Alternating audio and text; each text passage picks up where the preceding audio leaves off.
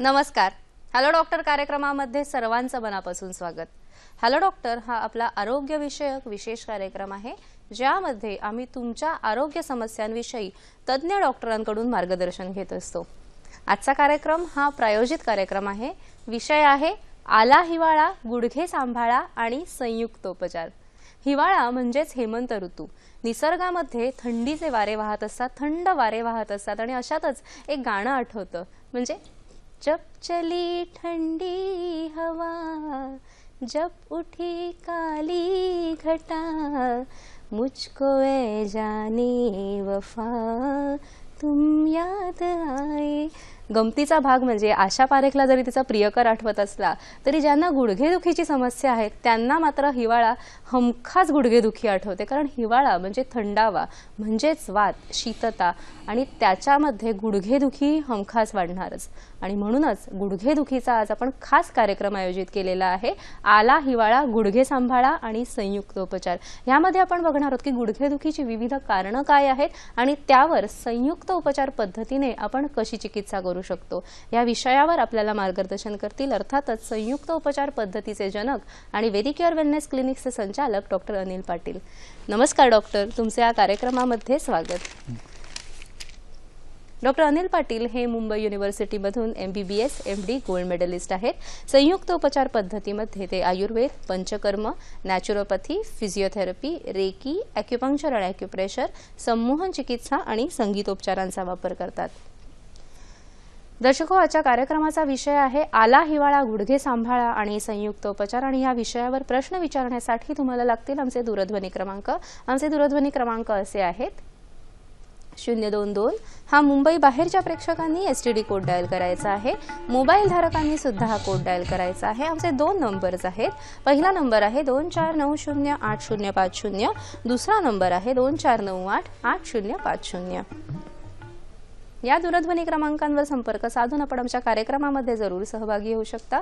जास्तीत जास्त प्रश्न आम्ही या कार्यक्रमामध्ये घ्यायचा नेहमीच प्रयत्न करत असतो, म्हणून फोन करताना कृपया आपल्या टीव्ही संचाचा आवाज कमी ठेवावा. प्रश्न हा विषयाला अनुसरून थोडक्यात आणि सलग विचारावा. आजच्या कार्यक्रमातील तज्ञ डॉक्टर अनिल पाटील यांच्याशी थेट संपर्कासाठी त्यांचा पत्ता, दूरध्वनी क्रमांक आणि वेबसाईट आम्ही कार्यक्रमाच्या शेवटी दाखवणारच आहोत, ह्याची आपण नोंद घ्यावी. याशिवाय प्रत्येक संयुक्त उपचार पद्धतीच्या कार्यक्रमामध्ये आम्ही एक विशेष सदर घेऊन येत असतो, ते म्हणजे प्रश्नमंजुषा. कार्यक्रमाशी निगडीत कार्यक्रमातील शेवटच्या 5 मिनिटात आम्ही एक प्रश्न विचारतो आणि त्याचे भाग्यवान 3 विजेत्यांची नावं आम्ही पुढच्या कार्यक्रमात जाहीर करतो. त्यामुळे आणि त्या भाग्यवान विजेत्यांना मिळतात भरघोस बक्षीस. त्यामुळे कार्यक्रम नीट लक्षपूर्वक बघायला विसरू नका. याशिवाय वाढत्या लोकप्रियतेमुळे मला आनंद होतो सांगायला की हॅलो डॉक्टर कार्यक्रम दर महिन्याच्या 3ऱ्या शनिवारी सुद्धा दुपारी 1 वाजता आपण बघू शकता, ह्याची आपण नोंद घ्यावी. नमस्कार डॉक्टर, पुन्हा एकदा आजच्या कार्यक्रमामध्ये स्वागत. अतिशय सुंदर असं आपण सब्जेक्ट विषय निवडलेला आहे. मला तुम्हाला नक्कीच त्यासाठी अभिनंदन करावं असं वाटतं. आणि मला असं वाटतं की गुडघेदुखी म्हणजे आजकाल अशी फॅशनच झालेली आहे की मला माझे गुडघे दुखतात. म्हणजे पूर्वीच्या काळी कसं बायपास होती, तसं आजकाल नी रिप्लेसमेंट थेरपी, गुडघेदुखी असं सहजच सर्वसामान्यांच्या तोंडात येते. का असं होत असावं? तू मगाशी एक गाणं म्हटलंस, मला त्या गाण्याचं थोडंसं विडंबन करावं असं वाटतं. बरं. त्यात तू म्हटलंस आपण हिवाळ्याबद्दल बोलतोय ना, जब चली ठंडी हवा, जब चले काली घटा. पुढे लिहिलंय, तू म्हटले मुझको ऐ जाने वफा. जाने वफा, बरोबर. पण मला असं वाटतंय मुझको ऐ जानू बेवफा. ओ असं आहे ना की आयुर्वेदाचे स्टुडंट असतात किंवा ज्यांना संस्कृत जाणतात त्यांना माहितीये की जानू म्हणजे गुडघा. अगदी बरोबर, फारच सुंदर. म्हणजे असं की जेव्हा थंडी वाजते आणि जेव्हा पावसाळ्यातली थंडी असते, ओली असते किंवा सुकी, आता खास करून जेव्हा थंडी वाढते तेव्हा जानू बेवफा होऊन जातो. म्हणजे गुडघा आपल्याला जेरी सांगतो की तो इतका बेवफा होऊन जातो की त्याचा त्रास खूप जास्त प्रमाणात वाढतो. आणि म्हणूनच मी हा विषय निवडला आज की हिवाळ्यामध्ये खास करून ज्यांना गुडघेदुखी आहे किंवा वातव्याधी आहेत त्यांच्या वातव्याधी बेसुमार आता वाढण्याचे दिवस आलेले आहेत. आणि त्यामुळे त्यांनी काय करायला पाहिजे की त्यांना कसं बरं होता येईल याच्यात, ह्यासाठी आपण हा विषय निवडला. आणि तू फार महत्वाचा एक गोष्ट आता बोललीस की कसली ग ती फॅशन. पूर्वी एक 90s मध्ये एक फॅशन आली होती, 80s आणि 90s मध्ये, हृदयविकार जरा झाला रे झाला की लगेच बायपासच्या गप्पा करायच्या. बरोबर. आणि 4 वृद्ध असे एकमेकाच्या शिवाजी पार्कामध्ये किंवा कुठल्याही मैदानाच्या कडेला बसून अभिमानाने सांगायचे, माझ्या 2 बायपास झाल्या. एखादा माणूस म्हणायचा माझ्या 3 बायपास झाल्या. म्हटलं हे का अभिमानाची गोष्ट नाहीये.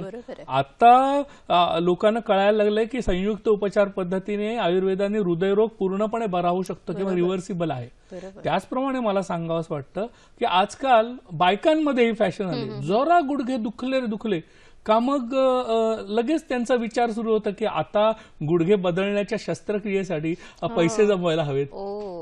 म्हणजे आता मला हसावं की रडावं कळेना की प्रत्येक गोष्ट म्हणजे आपल्याला खराब व्हायला लागली नैसर्गिकरित्या की आपण असाच विचार करायचा की काय, म्हणजे शरीरात जे अवयव आहेत ते सगळ्यांना बदलून स्पेअर पार्ट्स म्हणजे काय तुम्हाला माणसाचा रोबो बनवायचं की काय.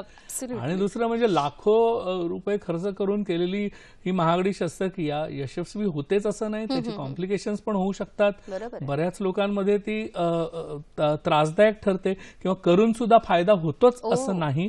आणि का करावी, जोपर्यंत नीड नसेल, की मी स्वतः ॲलोपॅथिक डॉक्टर आहे, मी असं म्हणणार नाही की अगदीच अशक्य केसेसमध्ये पण करू नये. नाही, 99% गुडघेदुखीच्या ट्रीटमेंट करू शकतो आणि गुडघेदुखी कमी करू शकतो. त्यामुळे शस्त्रक्रियेची आवश्यकता निश्चितच. आणि ही अतिशय दिलासाजनक बाब आहे, कारण आजकाल तुम्ही जसं म्हटलं की गुडघे दुखायला लागले की डॉक्टर ॲडवाइस देतात शस्त्रक्रिया, म्हणजे नी रिप्लेसमेंट. हे एक म्हणजे मला वाटतं समीकरणच झालेलं आहे, गुडघेदुखी इज इक्वल टू शस्त्रक्रिया.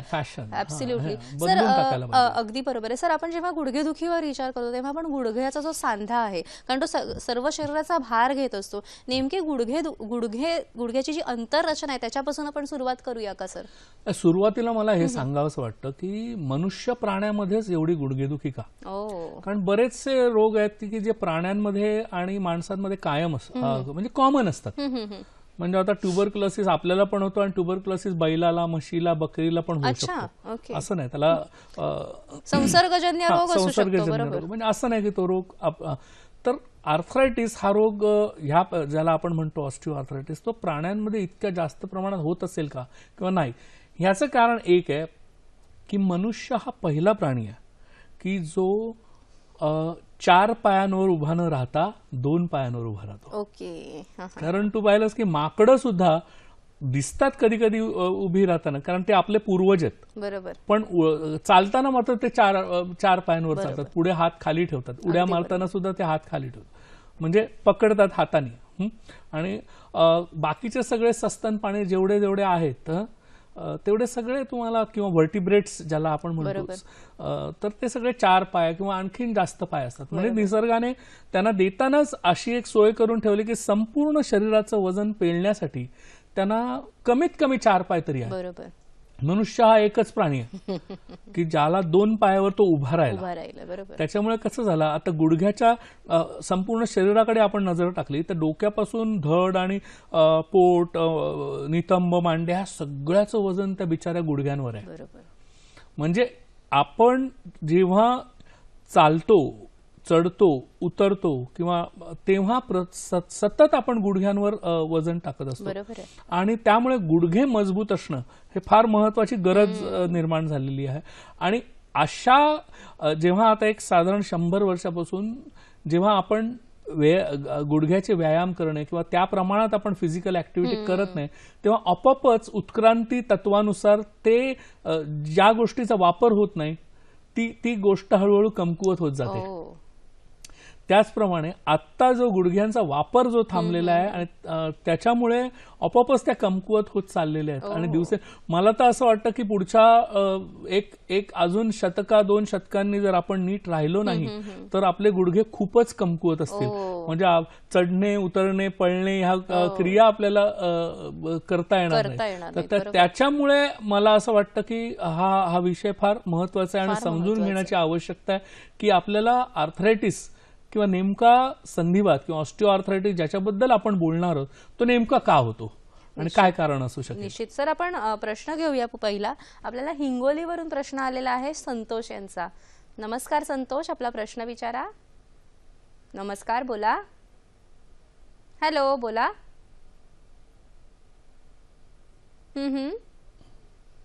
बरोबर, बोला. मी सकाळी सकाळी उठल्यानंतर सर मध्ये थोडे गुडघ्याला त्रास होतो सर सकाळी. बरं, तुमचं वय किती आहे संतोष? हा सर. हा मॅडम. तुमचं वय किती आहे? सर माझं वय 30 वर्ष आहे सर मॅडम. 30 वर्षांचे आहात तुम्ही. दोन्ही गुडघ्यांना त्रास होतो तुमच्या? हो मॅडम, दोन्ही गुडघ्यांना त्रास होतो. आणि सूज आलेली आहे? सूज नाही मॅडम, माझ्या गुडघ्याच्या खालून वाटीच्या खालून दुखतो मॅडम. ठीक आहे. काम काय करता? काम काय करता? तुमचा व्यवसाय काय आहे? व्यवसाय शेती मॅडम. शेतकरी आहात. ठीक हो. आहे सर, अजून काही विचारायचंय? धन्यवाद संतोष, तुमचा प्रश्न आम्हाला कळलेला आहे. सर, काय सांगाल त्यांना? मला असं वाटतं की एकूणच आता जो शेती करणारा माणूस आहे तर कधी लहानपणी लागलं असेल गुडघ्याला किंवा उठता बसताना कधी आतमध्ये इंजुरी झाली असेल, त्याबद्दल आपण बोलणारच आहोत. हो. तर त्यावेळी आपल्याला एक्सरे काढून किंवा स्कॅन काढून MRI स्कॅन काढून समजेल की गुडघ्याला एक्झॅक्टली प्रॉब्लेम काय आहे किंवा कॉन्ड्रोमलेशिया. आपण वेगवेगळे रोग जे त्याला असू शकतात. कॅल्शियमची कमी आहे का, त्याच्यामुळे ऑस्टिओआर्थरायटिस आहे का, किंवा RA किंवा CRP पॉझिटिव्ह, असे काही तपासण्या केल्यानंतर आपल्याला कळलं की नेमकं कारण काय. आणि नेमक्या कारण आपल्याला एकदा समजलं की आपण संयुक्त उपचार करून, मला वाटत नाही की फार मोठा प्रश्न असावा. सहजपणे ॲक्युपंक्चर बस्तीची जी ट्रीटमेंट आपण देतो त्यांनी, कारण वय कमी आहे, पण खूप कमी आहे, त्यामुळे ते नक्की बरे होतील. आणि वाताचा काळ सुद्धा नाहीये, त्यामुळे सांगा असं वाटतं की बरे होतील. निश्चितच. सर, आपण जेव्हा कार्यक्रम सुरू करताना मी प्रश्न विचारलेला की गुडघ्याची अंतररचना काय असते, कारण गुडघे दुखतात, नेमकं गुडघा म्हणजे काय असतं? हा, तर मी तुला मगाशी सांगितलं की आपल्या शरीरामध्ये पायामध्ये मांडीचं हाड आणि पायाची 2 हाडं, ह्याच्या मध्ये एक तो सांधा असतो. अच्छा. तर तो सांधा दिसतो कसा, अच्छा, ते आपण आता इकडे पाहूया. बरोबर. हा, तर ही जी एक स्लाइड आणलेली आहे मी, त्या स्लाइड मध्ये नीट जर पाहिलं तर सांध्याची आंतररचना तुम्हाला दिसते. आणि ह्याच्यामध्ये संधिबंध जे आतमध्ये आहेत, ज्याला लिगामेंट्स म्हणतात, कुर्चाबंध किंवा कार्टिलेज म्हणून, ज्याला कुर्चा म्हणून असं म्हणतो आपण. आणि तो जो भाग असतो, आपण खाली बसतो, वर उठतो किंवा पाय दुमडतो, तेव्हा तो जो भाग आहे तो घासला जातो एकमेकांवर. आणि त्याच्यामुळे आतमध्ये एक प्रकारचं एक द्रव असतो, त्याला आपण संधी द्रव किंवा सायनोवियल फ्लुइड असं म्हणतो. तर ते सायनोवियल फ्लुइड किंवा संधी द्रव, हा संधी द्रव असल्यामुळे गुडघ्यावर आपण बसलो, चढतो, उतरतो, तरी पण त्या आतल्या कुर्चेला इजा होत नाही, कारण ते संधी द्रवामुळे लुब्रिकेशन होतं. आणि त्यामुळे ते फार महत्वाचं आहे सायनोवियल फ्लुइड. तर ते असल्यामुळे चढताना, उतरताना, खाली बसताना आपल्याला त्रास होत नाही आणि गुडघा मजबूत राहतो. म्हणजे आपल्या दरवाजाची कशी बिजागर असतात तसाच हा काहीसा सांध्यांचा जो आहे. सांधा आहे. अगदी. सर, आपण एक प्रश्न घेऊया. लोणावळ्यावरून आपल्याला प्रश्न आलेला आहे किशोर यांचा. नमस्कार. नमस्कार किशोर, आपला प्रश्न विचारा. हॅलो. Hello madam. बोला. नमस्कार. मी गाडीवरनं पडलो होतो. हा. तर माझ्या गुडघ्याला मार लागला होता. तर ते थंडीच्या काळामध्ये खूप दुखतो. ओके. तुमचं वय किती आहे किशोर? वय किती आहे तुमचं? वय 28. 28 आहे. ठीक आहे. दोन्ही गुडघ्यांना त्रास होतोय का एकाला? एका गुडघ्याला. निश्चित किशोर, तुमचा प्रश्न आम्हाला कळलेला आहे. या प्रश्नाचं आम्ही जरूर उत्तर देणार आहोत. मात्र कार्यक्रमात आता घेणार आहोत एक छोटीशी विश्रांती. पाहत रहा कार्यक्रम हॅलो डॉक्टर. मुलं म्हणजे देवाघरची फुलं.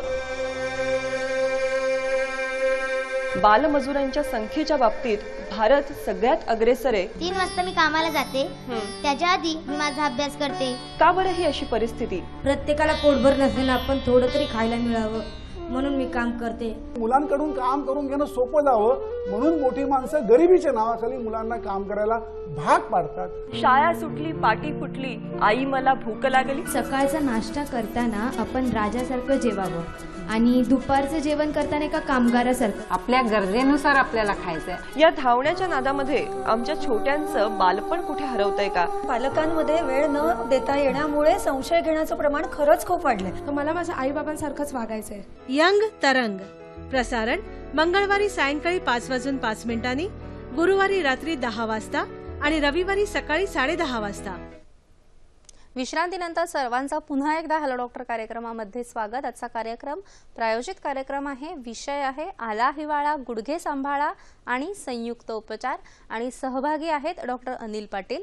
कार्यक्रमामध्ये पुढे जाण्यापूर्वी डॉक्टर अनिल पाटील यांच्याशी थेट संपर्कासाठी त्यांचा पत्ता, दूरध्वनी क्रमांक आणि वेबसाईट आम्ही कार्यक्रमाच्या शेवटी दाखवणारच आहोत, ह्याची आपण नोंद घ्यावी.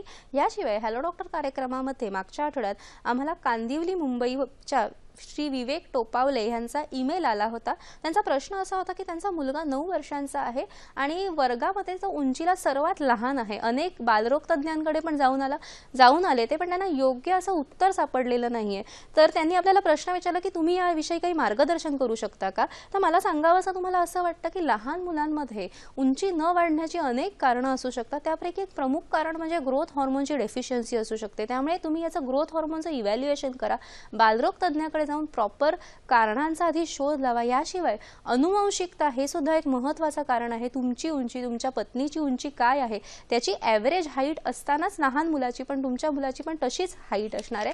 त्यामुळे योग्य मार्गदर्शन करणं, पीडियाट्रिक एंडोक्रायनॉलॉजी ही सुपर स्पेशलायझेशन सध्या सुरू झालेलं आहे, त्याचा तुम्ही जरूर लाभ घ्यावा. याशिवाय आयुर्वेदामध्ये, ॲक्युपंक्चरमध्ये सुद्धा ह्याचे फायदे आपण करून घेऊ शकतो. त्यामुळे योग्य तज्ज्ञ डॉक्टरांकडे तुम्ही जरूर मार्गदर्शन घ्या. सर, विश्रांतीमध्ये जाण्यापूर्वी आपल्याला किशोर यांचा प्रश्न होता लोणावळ्यावरून, त्यांचं काय उत्तर द्याल तुम्ही. पण त्याच्या आधी मी आधीच्या प्रश्नाला सांगतो, तू ॲक्युपंक्चर बद्दल बोललीस. हो हो, खरंच खूप चांगली पाथी आहे की ज्याच्यात कानामध्ये काही बिंदूंवर ॲक्युपंक्चर केल्यानंतर उंची निश्चितच वाढते.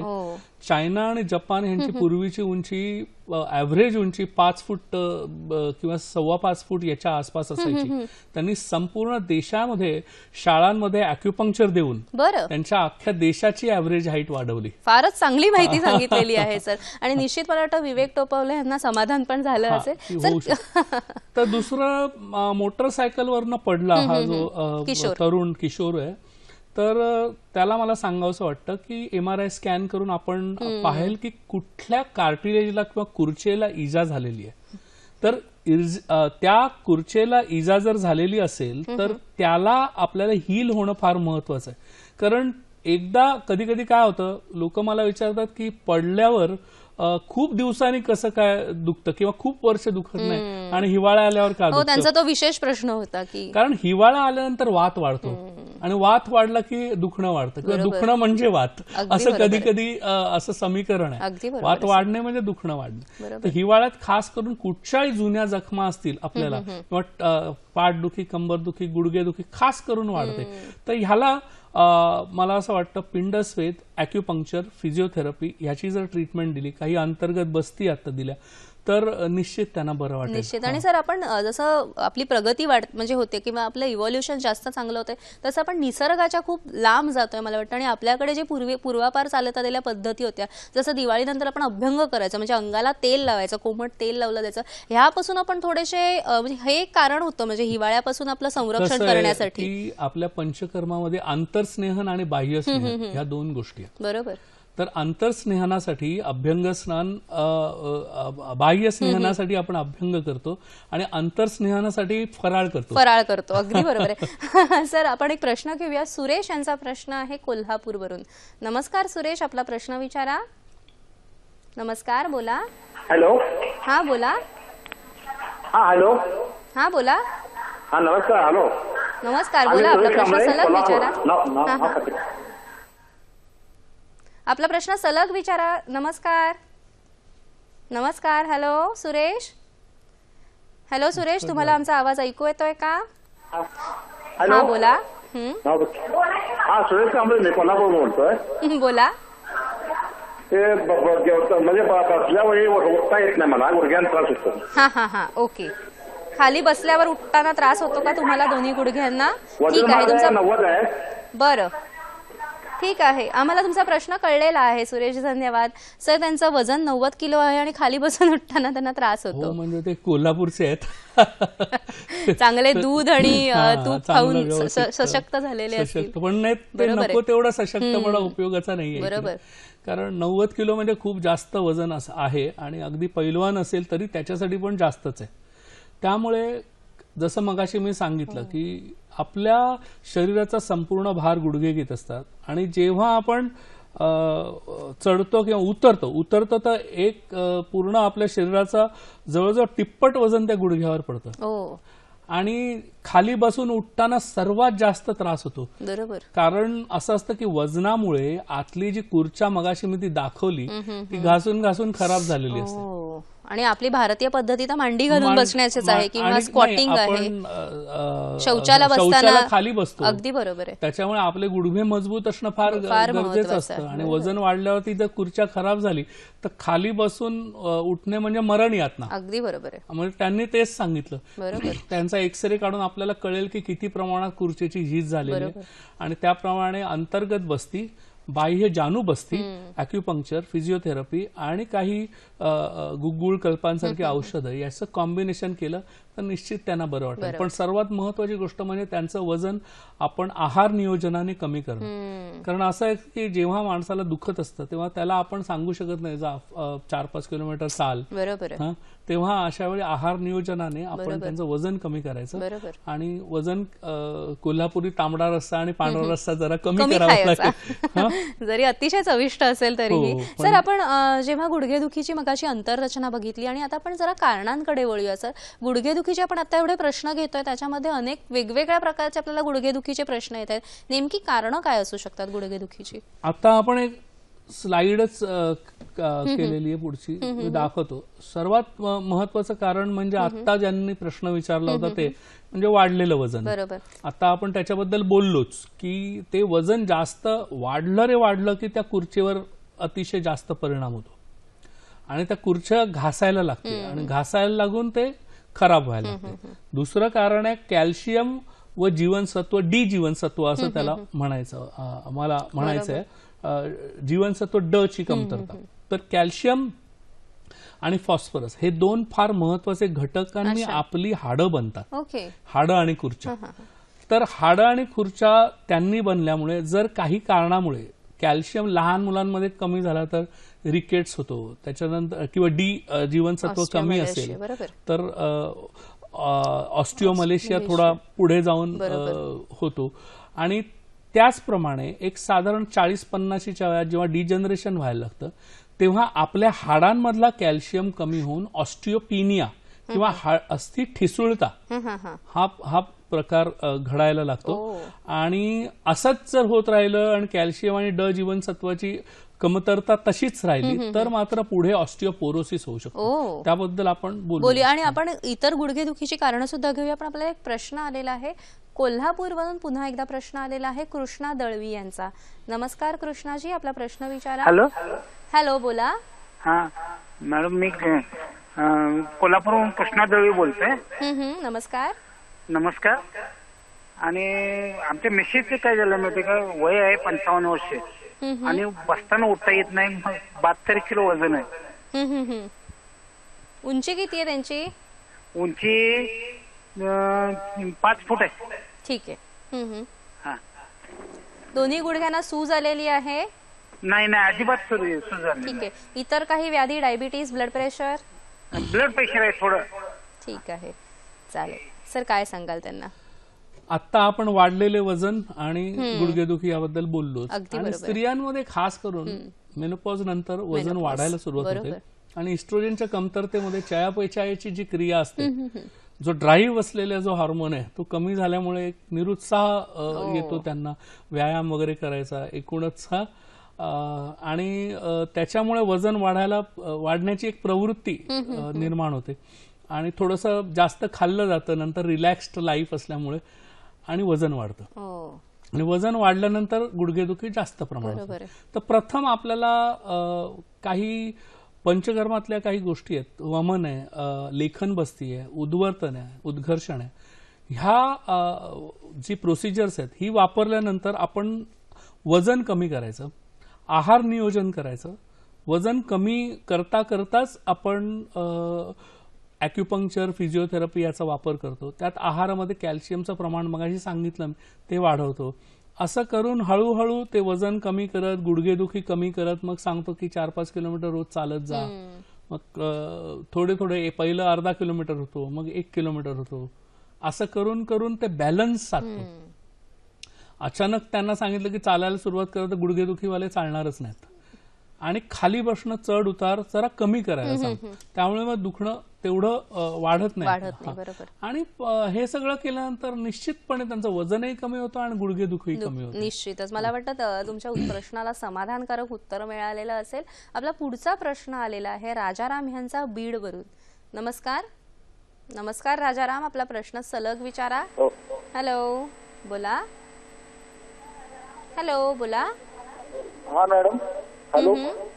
तुमच्या टीव्ही संचाचा आवाज कमी करा. हा तुमच्या टीव्ही संचाचा आवाज कमी करून प्रश्न सलग विचारा. आईला बरेच दिवसापासून सांधिवाताचा त्रास आहे. आईला बरेच दिवसापासून सांधिवाताचा त्रास आहे. ते गुडघ्यामध्ये पांढरे इंजेक्शन घेतले त्याच्यामुळे कुठलेच औषध ते लागू होत नाहीत. ठीक आहे, तुमचा प्रश्न आम्हाला कळलेला आहे. डॉक्टर अनिल पाटील या एक प्रश्न मात्र कट झालेला आहे. या प्रश्नाचा नक्कीच उत्तर देतील डॉक्टर. मात्र कार्यक्रमात घेणार आहोत एक छोटीशी विश्रांती. कुठेही जाऊ नका, पाहत रहा कार्यक्रम हॅलो डॉक्टर.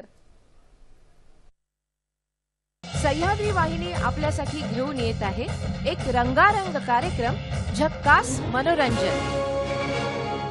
आपली कला प्रेक्षकांपुढे सादर करण्याची एक नवीन संधी. सह्याद्री वाहिनीचा रंगमंच तुमच्यासाठी सज्ज आहे. नृत्य, गायन, चित्रकला अशा अनेकविध कला क्षेत्रातील काही आगळं वेगळं सादरीकरण. आपली अशी कला जी लोकरंजन करेल आणि जी मुलखा वेगळी असेल. ह्याला वयाचं बंधन नाही. काहीच आम्हाला त्वरित अर्ज पाठवा. अर्जासोबत आपलं नाव, पत्ता, फोन नंबर, आपल्या कलेविषयी पूर्ण माहिती आणि अनुभव आम्हाला जरूर कळवा. आमचा पत्ता निर्माती झक्कास मनोरंजन, मुंबई दूरदर्शन केंद्र, सह्याद्री वाहिनी, पांडुरंग बुतकर मार्ग, वरळी, मुंबई 400030. विश्रांतीनंतर सर्वांचं पुन्हा एकदा हॅलो डॉक्टर कार्यक्रमामध्ये स्वागत. आजचा कार्यक्रम प्रायोजित कार्यक्रम आहे. विषय आहे आला हिवाळा, गुडघे सांभाळा आणि संयुक्त उपचार. आणि सहभागी आहेत डॉक्टर अनिल पाटील. कार्यक्रमामध्ये शेवटी डॉक्टर अनिल पाटील यांच्याशी थेट संपर्कासाठी त्यांचा पत्ता, दूरध्वनी क्रमांक आणि वेबसाईट आम्ही दाखवणारच आहोत, ह्याची आपण नोंद घ्यावी. याशिवाय उद्या शुक्रवार म्हणजे 21 तारखेला सखी सह्याद्रीचा कार्यक्रम कोणता आहे तो आपण पाहून घेऊया. शुक्रवार दिनांक 21 नोव्हेंबर दुपारी 1 वाजता सखी सह्याद्री कार्यक्रम आहे. विषय आहे समाजातील बाल गुन्हेगारी. सहभाग विकास सावंत, सूत्रसंचालन पल्लवी मुजुमदार. 19 नोव्हेंबर 2014 हा वर्ल्ड सीओपीडी अवेअरनेस डे म्हणून साजरा केला. सीओपीडी म्हणजे क्रोनिक ऑब्स्ट्रक्टिव्ह पल्मनरी डिसीज. म्हणजेच ह्याची कारणं काय आहेत ते आपण बघूया. की मुख्य कारण त्याचं सिगरेट ओढणं किंवा सिगरेट फुंकणं हे सर्वात महत्त्वाचं कारण आहे. आणि तो कसा ओळखायचा ह्याची काही लक्षणं असतात. पहिलं लक्षण म्हणजे सतत खोकला असणं आणि खोकताना भरपूर कफ बाहेर पडणं. थोडे जरी श्रम केले तरी धाप लागणं. श्वासोच्छ्वास करताना शिट्टीसारखा आवाज येणं आणि छाती घट्ट वाटणं. हा एक प्रोग्रेसिव्ह म्हणजे वाढत जाणारा डिसीज आहे. त्यामुळे त्याचं तुम्हाला त्याच्यावर नियंत्रण आणायचं असेल तर सिगरेट स्मोकिंग पहिलं बंद करणं हा त्याचा सर्वात प्रमुख उपाय आहे. आपल्याला बीडवरून प्रश्न आलेला, सर काय उत्तर द्याल त्याचं? त्यांनी सांगितलं की त्यांच्या आईला गुडघेदुखी आहे आणि मला वाटतं ती आई म्हणजे ती वयस्कर असणार, 50-55च्या पुढेच असणार आणि त्यामुळे तो ऑस्टिओआर्थरायटिस असेल. आणि 5 वेळा त्यांनी इंजेक्शन जनरली स्टेरॉइडची इंजेक्शन दिली जातात. मला असं वाटतं हा रोगापेक्षा उपाय भयंकर आहे. याला कारण हे आहे की स्टिरॉइडच्या इंजेक्शन्समुळे तेवढ्यापुरता रिलीफ कधी कधी मिळतो, पण त्यांनी ती 5 वेळा घेतली. पण त्याच्यामुळे लोकल ऑस्टिओपोरोसिस होण्याची शक्यता खूप जास्त वाढते. म्हणजे ऑस्टिओआर्थरायटिस मध्ये कधी कधी स्टिरॉइड दिली जातात, म्हणजे स्टिरॉइड दिली जातच नाहीत. पण समजा अशी स्टिरॉइडची इंजेक्शन दिली गेली तर ऑस्टिओपोरोसिस तिथे लोकली होऊ शकतो. तर त्यामुळे त्यांना आता कुठचेही उपाय लागू पडत नाहीयेत. तर तर एक्सरे काढून आपल्याला कळेल की किती प्रमाणात झीज झालेली आहे. आणि त्याचप्रमाणे जानू बस्तीने त्यातला जो वंगण कमी झालेला आहे ते वंगण कमी करण्याचा उपाय आपण करू शकतो. त्याचबरोबर ॲक्युपंक्चर, अंतर्गत बस्ती हे उपाय आहेतच. आणि काही आयुर्वेदिक औषधी कल्प आहेत, त्याच्यानंतर रासना किंवा दशमूळ असे काढे आहेत, हे पण आपण वापरू शकतो की ज्याच्यामुळे त्यांना हळूहळू करत लवकर म्हणजे बरं वाटेल, पूर्ण बरं वाटेल. आपल्याला पुढचा प्रश्न आलेला आहे संजय यांचा हिंगोलीवरून. नमस्कार संजय, आपला प्रश्न विचारा. हॅलो, बोला. हॅलो, बोला. नमस्कार.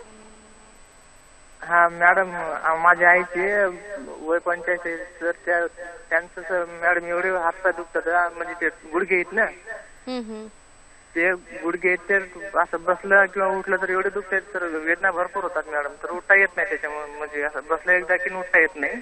बरोबर. हा, आणि आम्ही या ठिकाणी हिंगोलीमध्ये बऱ्याच ठिकाणी डॉक्टर साहेबांना बोलून घेतलं तर त्यांनी सांगितलं प्रॉब्लेम काहीच नाही, आणि प्रॉब्लेम काही नसेल ना म्हणलं मग त्याच्यावरती काही ट्रीटमेंट दुसरं आपल्याला करता येईल का, जर त्यांनी सांगितलं तर त्याच्यावरती काहीच इलाज नाही म्हणून सांगितलं, तर त्यासाठी नेमकं करायचं काय मी? ठीक आहे सर, काय सांगाल? त्यांना त्रस्त आहेत अतिशय. नाही, सगळ्यात वाईट ह्या गोष्टीचं वाटतं की जशी तू सुरुवातीला बोललीस की आता अशी एक ट्रेंड आलेला आहे की गुडघे दुखतायत, ती घासायला लागली खुर्च्या, ती काही दिवसांनी खराब होणार आणि ह्याला इलाजच नाही आणि मग शेवटी नी रिप्लेसमेंट करा. मला असं वाटतं खूप समाजबोधक ही अशी गोष्ट नाही आहे किंवा समाजाला उपकारक अशी गोष्ट ही सांगितली जात नाहीये. मला असं वाटतं की संयुक्त उपचार पद्धतीचं महत्व यासाठीच मला ठसवावंसं वाटतं की प्रत्येक पाथीचा काही गुण आहे. समजा आपल्याला आधुनिक वैद्यकशास्त्रात उपाय नाहीये तर आपण प्रत्येक वैद्यकीय व्यावसायिकाने हा विचार केला पाहिजे की ह्या पाथीला समजा ह्या पाथीमध्ये उपाय नाहीये तर दुसऱ्या कुठच्या पाथीमध्ये उपाय आहे का. बरोबर, मोठ्या मनाने हा विचार केला पाहिजे. नाही, आपण म्हणूनच संयुक्त उपचार पद्धती सर्वश्रेष्ठ म्हणतो का, तर सगळ्या पाथी आपण एका जवळ ठेवतो. आपल्याला समाजाचं भलं करायचं, आपल्याला कुठच्या एका पाथीचं भलं करायचं नाही. म्हणजे असं एखाद्या माणसाला सांगणं की ह्याच्यावर उपायच नाहीये, ही गोष्ट खूपच घातक, त्या मानसिक दृष्ट्या त्या रुग्णासाठी अतिशय बरोबर आहे, खूप त्रासदायक आहे. तर हे होऊ नये अशी माझी विनंती आहे सर्व वैद्यकीय व्यावसायिक की कुठल्या दुसऱ्या व्यावसायिकांना तुम्ही विचारू शकता की बाबा रे ह्याला दुसरा काही तुझ्या पाथीमध्ये काही उपाय आहे का, की आराम पडू शकतो का. तर हे खूप बरं होईल आणि सर्व वैद्यकीय व्यवसाय यांनी वेगवेगळ्या पाथीच्या एकत्र होऊन काम करण्याची गरज आहे. कारण शेवटी आपल्याला समाजासाठी आपण आहोत, त्या आपल्या पाथीसाठी आपण नाही. आपण इज इक्वल टू समाजात. सर, आपण मगाशी गुडघेदुखीच्या कारणांमध्ये बघितलं की वाढलेले वजन आहे किंवा कॅल्शियमची कमतरता हे गुडघेदुखीचं कारण आहे मुख्य. इतर कोणती कारणं असू शकतात? तर ते उत्तर त्यांचं पूर्ण करतो की मगाशी गुडघेदुखी ऑस्टिओआर्थरायटिस किंवा संधिवातानेच झालेली आहे, त्यामुळे अंतर्गत बस्ती आणि जी काही मी ट्रीटमेंट सांगितली, जानू बस्ती आणि ह्या विविध फिजिओथेरपी, निश्चित तुमच्या आईला आराम वाटेल, तेव्हा घाबरू नका. तर कॅल्शियम, जीवनसत्व आणि ड ची कमतरता वगैरे आपण बोलत होतो. आपल्याला माहिती आहे की ड जीवनसत्व आपल्या त्वचेखाली तयार होतं नैसर्गिकरित्या.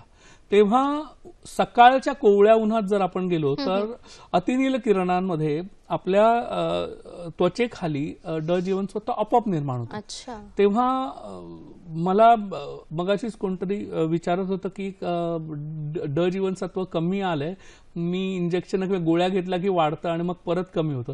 मग मी सांगितलं की सकाळी उन्हात बसत जा.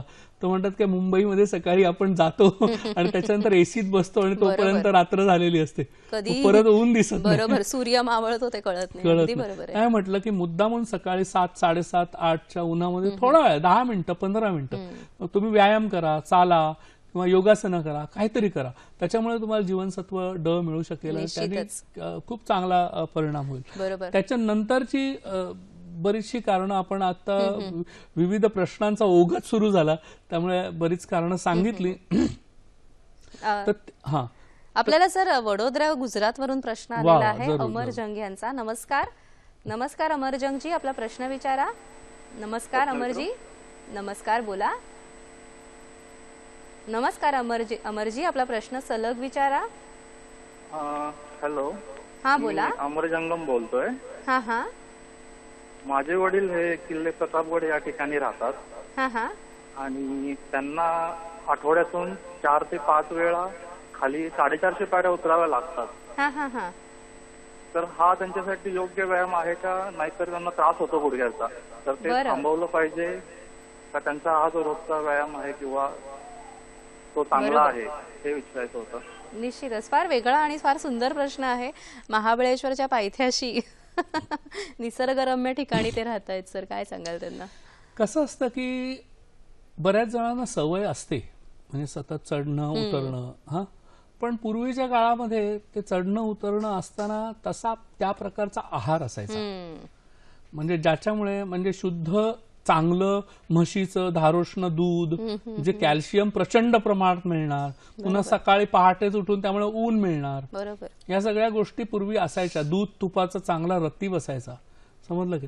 तर त्यामुळे ते चढणं उतरणं ह्या काय म्हातारपणापर्यंत गुडघे काय खराब नाही व्हायचे.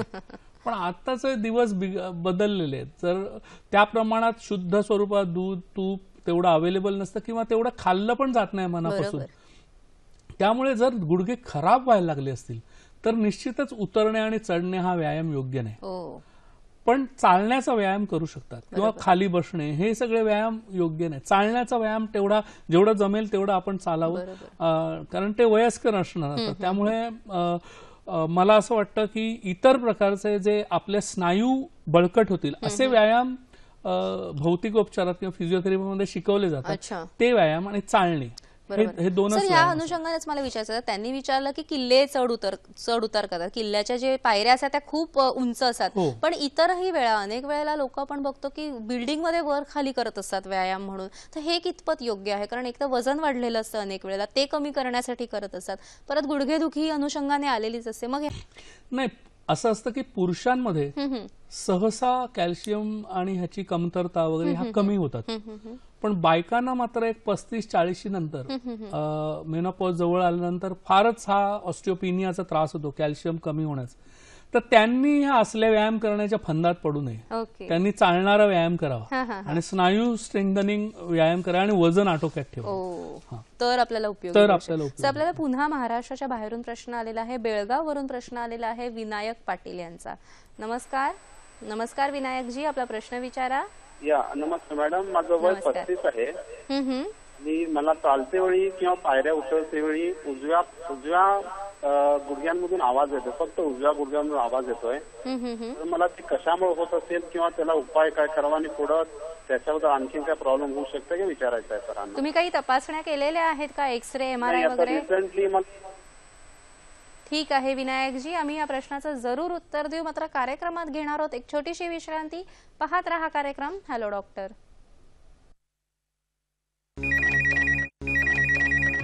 नमस्कार, हॅलो डॉक्टर. 24908050 किंवा 24988050. विसरू नका हे संपर्क क्रमांक, कारण विविध आजारांविषयी तुमच्या विविध प्रश्नांचं निराकरण होणार आहे याच क्रमांकावर.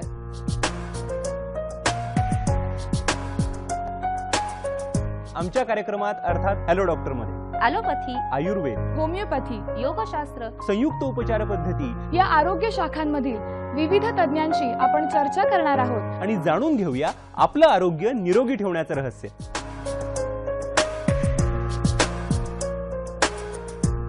पाहायला विसरू नका हॅलो डॉक्टर, दर बुधवारी आणि गुरुवारी रात्री 8 वाजता आपल्या सह्याद्री वाहिनीवर.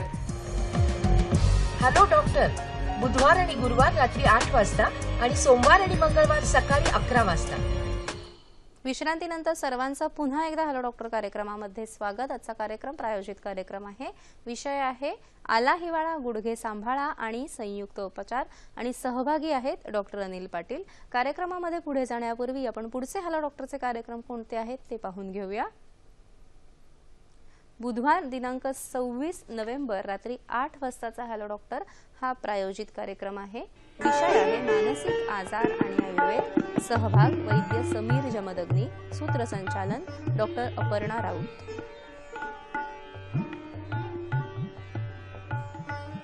गुरुवार दिनांक 27 नोव्हेंबर रात्री 8 वाजताचा हॅलो डॉक्टर कार्यक्रम सुद्धा प्रायोजित कार्यक्रम आहे.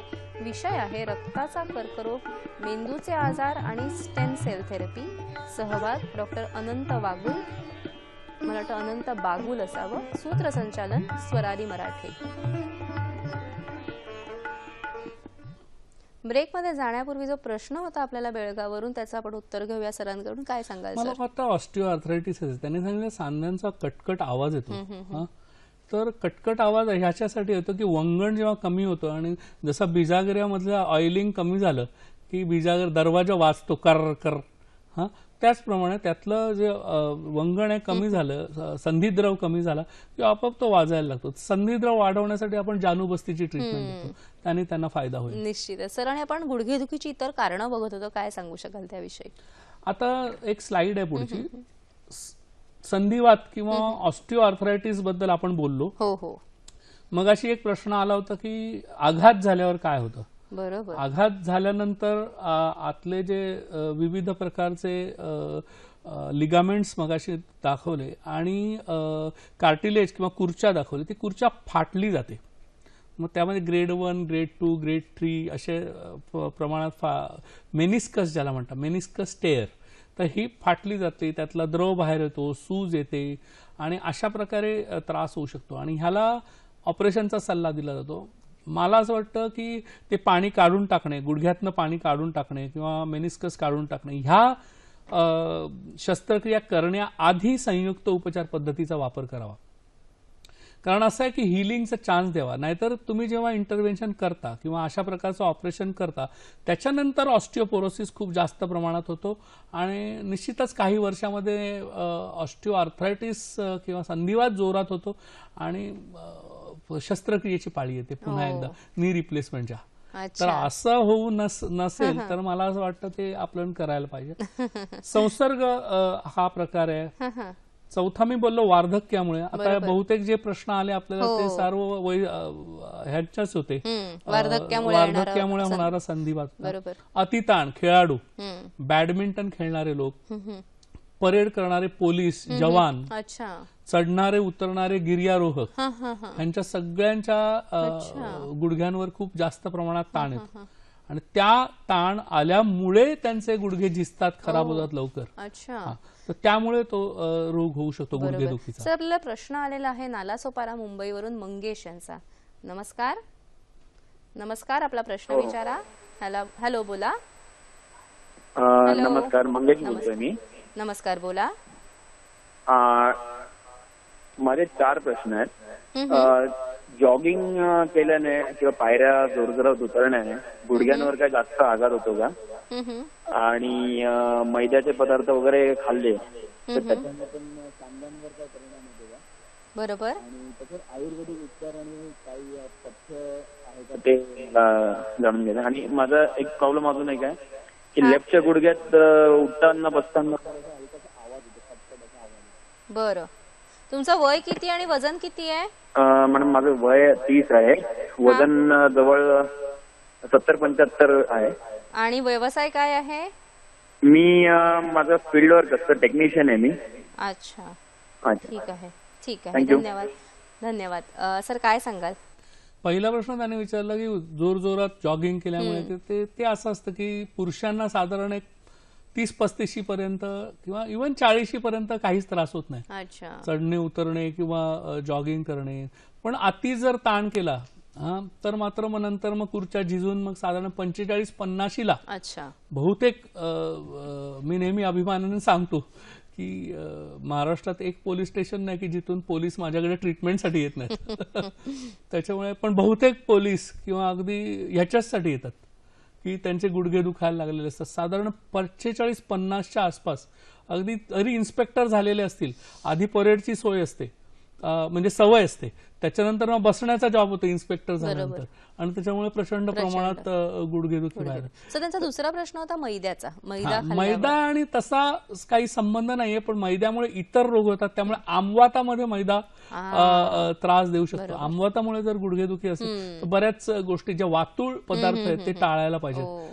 त्यांचा तिसरा प्रश्न होता की आयुर्वेदिक उपचार काय असावेत आणि पथ्य काय असावं? आयुर्वेदिक उपचार जसे मी विविध प्रकारचे उपचार सांगितले, अंतर्गत बस्ती, जानू बस्ती, ॲक्युपंक्चर मी त्याला आयुर्वेदिकच मानतो. चायनीज मानत नाही आणि गुगुळ कल्प जे मगासपासून मी सांगतो, ॲक्युपंक्चर सुद्धा हे मर्मचिकित्सा पण आयुर्वेदामध्ये घेऊच शकतो. अगदी नाही, अगदी सूचीवेद म्हणजे ऍक्च्युअली ॲक्युपंक्चर जे सुई वापरून करते पण आयुर्वेदिकच आहे. अगदी बरोबर आहे सर. आणि त्यांचा प्रश्न होता की त्यांचा डावा गुडघा दुखतोय, त्यांचं फील्ड वर्क आहे आणि वजन चालत असतील, खूप चढत असतील, थोडं वजन पण आता उंची माहित नाही त्यांची, नाहीतर कळलं असतं की वजन जास्त आहे की कमी आहे, पण वजन आटोक्यात ठेवणं आणि ज्या गुडघ्यावर ताण येतोय तर तो ताणाची त्याची तपासणी करून घेणं, की एक्सरे वगैरे काही त्यात कार्टिलेज टेअर किंवा नाही की, आणि त्याप्रमाणे आपल्याला चिकित्सा करता येईल. बरोबर. सर, मगाशी बोलता बोलता तुम्ही मेनिस्कियल टिअरच्या बद्दल बोललात, तर त्याविषयी मला अजून जरा जाणून घ्यायला आवडेल. आपल्याकडे एक स्लाइड आहे का, आपण बघूया. बरोबर. आपण आता मेनिस्कियल टिअर काय असतात ते जाणून घेऊया आणि त्यामुळे गुडघेदुखी कशी होते हे सुद्धा जाणून घेऊया आणि त्यावरील उपचार. तर इथे आपल्याला जो इथे दाखवलेलं की मेनिस्कस सिस्ट दाखवलेलं आहे, आघात झाल्यानंतर लिगामेंटला इजा होण्यामुळे ती एक सूज आली आहे, ती एक सिस्ट, ते एक कारण असू शकतं. पण टेअर म्हणजे तेच जे मेनिस्कस दाखवलेलं आहे गोल गोल पांढरं, ते जे आहे ते फाटलं किंवा त्याचे तुकडे झाले आघातामुळे, तर मग आपण म्हणू शकतो की त्याला मेनिस्कस टेअर. ते ग्रेड 2, ग्रेड 3 किंवा ग्रेड 4 असं इथपर्यंत असू शकतं. आणि मगाशी मी सांगितलं त्याप्रमाणे की त्याला ऑपरेशन करण्यापेक्षा आपण प्रथम संयुक्त उपचार पद्धतीला चान्स दिला पाहिजे की ज्याच्यामुळे ते बरं होईल. आणि नाहीतर कधी कधी काय होतं, मेनिस्कस ते तुटलेलं काढून टाकलं तर परिस्थिती अशी उद्भवते की नंतर परत ऑपरेशन करा. अच्छा, पुन्हा पुन्हा त्याचं एक कारण. सर, दुसरं पण कारण म्हणजे मगाशी आपल्या बोलण्यात आलेला आमवात, तर आमवाताविषयी काय सांगू शकता आणि त्यामुळे गुडघेदुखी का होते आणि त्यावर उपचार काय? रुमॅटॉइड आर्थरायटिस अर्थात आमवात हा खूप मोठा विषय आहे. आमवाताच्या रुग्णांना पण त्रास होतो. हा रक्तातला वात आहे की ज्याच्यामुळे आरए फॅक्टर वाढलेला असतो किंवा सीआरपी वाढलेला असतं. तर ह्यामुळे संपूर्ण शरीरातील विविध सांधे सुजतात. अच्छा, एकाच कुठल्या तरी गुडघ्याच्या सांध्याला नाही होत, पण गुडघ्याच्या सांध्याला सर्वात जास्त त्रास होतो. कारण चालायला लागतं आपल्याला, तो डिपेंडंट असल्यामुळे, जॉईंट असल्यामुळे आपल्याला गुडघ्याच्या सांध्याला सूज आली तर त्रास होतो. पण ह्याला ऑस्टिओ आर्थरायटिस सारखं कॅल्शियम, डी जीवनसत्व वगैरे वगैरे ह्याच्यामुळे तो होत नाही. त्यामुळे याला वेगळी चिकित्सा द्यावी लागते, ह्याला वृक्षस्वेद द्यावा लागतो. कारण आमवातामध्ये तुम्ही गुडघ्याला जर तेल लावलं तर तो जास्त प्रमाणात वाढणार. बरं, ओके. त्याला एकच तेल लागू पडतं, त्याला आम्ही महाविषगर्भ तेल लावतो, दुसरं कुठचंही तेल लागू पडत नाही. त्याच्यामुळे तेल लावल्यामुळे जर वाढत असेल तर तुम्हाला नक्की आमवात असण्याची शक्यता आहे गुडघ्याला.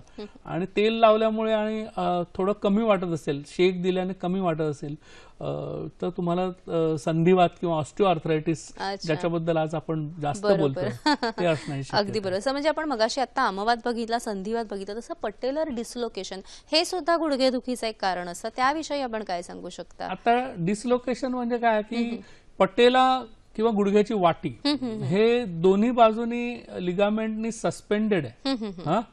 तर ते हलत असतं. आपण जर गुडघा उभा करून उभे राहून जर पाहिलं की गुडघ्याची वाटी थोडी थोडी मोबाईल आहे, थोडी थोडी हलू शकते. तर तिथून समजा काही कारणामुळे लिगामेंटची ताकद कमी झाली तर ती सटकली खाली तर लिम्पिंग होतं. म्हणजे चालता चालता पटकन पडण्याची शक्यता किंवा या बाजूला त्या बाजूला गेली तर त्रास होतो. अशा वेळी फिजिओथेरपी, ॲक्युपंक्चर याचा जर वापर. आपण जेव्हा संयुक्त उपचार पद्धतीच्या काही स्लाइड्स आणल्या त्या आम्हाला दाखवू शकाल का तुम्ही, की संयुक्त उपचार पद्धतीमध्ये आपण ज्या विविध उपचार पद्धतींचा वापर करतो त्याच्या आपण स्लाइड्स आता बघूया. त्या स्लाइड्स अशा आहेत. संयुक्त उपचार मध्ये जानू बस्ती नावाची एक जे आपण मगासपासून सांगत आहात, बरोबर. त्यामध्ये कणकेचा असं एक कडं केलं जातं गुडघ्यावर, गुडघ्याभोवती, आणि त्याच्यामध्ये तेल, आपण औषधी तेल सोडलेली आहे. तर त्याचप्रमाणे जानू धारा किंवा तेलाची धार म्हणजे कोमट तेलाची धार आपण सोडतो, त्याचा फायदा होतो. विविध प्रकारची औषधं इथे लिहिली आहेत, पण सांगावंसं वाटतं की तज्ञांच्या सल्ल्याशिवाय करू नयेत. अगदी बरोबर. स्वतः डॉक्टर होऊ नये, स्वतः डॉक्टर प्लीज होऊ नका, अजिबात नको. बरीचशी औषधं आहेत, तुम्हाला कळणार नाही कुठलं वापरायला पाहिजे. अगदी बरोबर. Selection of medicine very important. तर त्याच्यानंतर आपण फिजिओथेरपी देतो, त्या 3A's दाखवलेलं आहे, इलेक्ट्रोड्स लावून गुडघ्याला. त्यानंतर अॅक्युपंक्चर, त्यात सुयांची ट्रीटमेंट दाखवलेली आहे. अशा प्रकारे आपण जेव्हा ट्रीटमेंट देतो तेव्हा संयुक्त उपचारांमुळे बऱ्याच वेळा जवळजवळ 90% वर रुग्णांना लाभच होतो. निश्चितच 6 नोव्हेंबर 2014 रोजी संयुक्त उपचार पद्धतीचा कार्यक्रम झालेला होता आणि त्यावेळी विचारलेल्या प्रश्नाचे भाग्यवान 3 विजेते आता आम्ही जाहीर करणार आहोत. ते 3 भाग्यवान विजेते असे आहेत. प्रथम बक्षीस दीप्ती सुहास पाठक पुणे, द्वितीय बक्षीस प्रसाद पवित्रन डोंबिवली, तृतीय बक्षीस स्मिता मधुकर सुतार कोल्हापूर.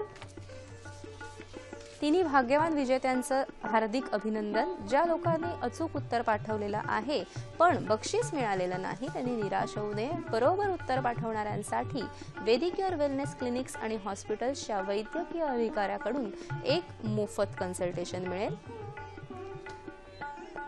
कार्यक्रमामध्ये स्पर्धेसाठी विचारण्यात येणारा आजचा प्रश्न असा आहे, गुडघेदुखीसाठी कोणते पंचकर्म उपयोगी ठरते? 1 शिरोधारा, 2 जानुबस्ती, 3 नस्य. SMS साठी क्रमांक असा आहे 9819353720. अचूक उत्तर पाठवण्याची अंतिम तारीख 22 नोव्हेंबर रात्री 8 वाजेपर्यंत. प्रश्नाचे अचूक उत्तर देणाऱ्या विजेत्यांना वेदिक्युअर वेलनेस क्लिनिक्स आणि हॉस्पिटल्स तर्फे विशेष भेट देण्यात येईल व अशा सर्व विजेत्यांमधून लकी ड्रॉ पद्धतीने निवड केलेल्या आमच्या खास विजेत्याला प्रथम पारितोषिक रुपये 2500, द्वितीय पारितोषिक रुपये 1500, तृतीय पारितोषिक रुपये 1000 चे गिफ्ट हॅम्पर देण्यात येईल. या विजेत्याचे नाव पुढील महिन्याच्या कार्यक्रमात जाहीर करण्यात येईल. आजच्या कार्यक्रमातील तज्ञ डॉक्टर अनिल पाटील यांच्याशी थेट संपर्कासाठी त्यांचा पत्ता, दूरध्वनी क्रमांक आणि वेबसाईट आम्ही दाखवतो, तो तुम्ही टिपून घ्या. त्यांचा पत्ता असा आहे, Vedicure wellness clinics 3132 Madhav apartment 10 Ganesh Peth lane, NC Kelkar road, Dadar पश्चिम, मुंबई 28. दूरध्वनी क्रमांक मुंबई 022 2430 3521, पुणे 020 323 11307. Website www.vedicure.com.